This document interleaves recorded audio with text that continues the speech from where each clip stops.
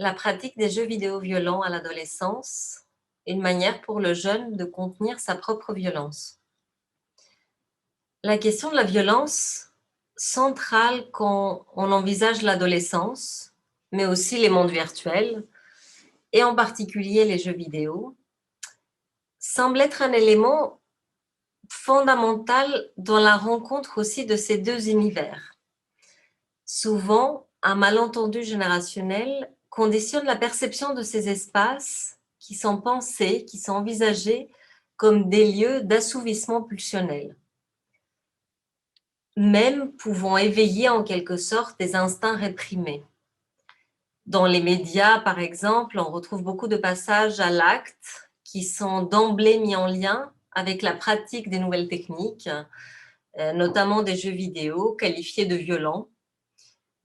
Or, au-delà du fait que la problématique semble envisagée à l'envers, à mon sens,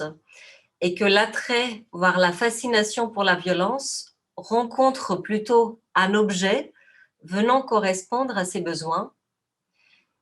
il semble aussi indispensable de clarifier la dimension de violence concernant ces supports. Donc, une étude approfondie des jeux vidéo nous amène à constater que d'une part, tous les jeux ne proposent pas de mise en scène violente, entre guillemets, de combat ou autre, et que la violence n'est pas forcément là où on l'attend. À titre d'exemple, les jeux d'aventure, par exemple, proposent le plus souvent des résolutions d'énigmes, les jeux de gestion de mener à bien divers projets, les jeux de simulation sportive de pratiquer virtuellement un sport, les jeux finalement où il y a une mise en scène de bataille proposée sont plutôt les jeux d'action, de stratégie ou de rôle. Mais le degré de réalisme dans la mise en scène de la mort est très différent selon les catégories et bien sûr dans chacun des jeux aussi singulièrement. Donc cet aspect semble intéressant à avoir à l'esprit concernant la question de la violence. Les jeux proposant un réalisme poussé au niveau des combats s'avèrent parfois trop excitants, voire effractants, pour des jeunes qui n'ont pas encore la possibilité de faire face à des images crues, rejoignant ainsi le principe des conseils d'interdiction de visionnage de certains films, pour les enfants par exemple. Il faut quand même avoir en tête que dans la majorité des jeux, la mise en scène des combats manque de vraisemblance. Le fait d'incarner la plupart du temps des avatars d'une apparence hybride, peu réaliste,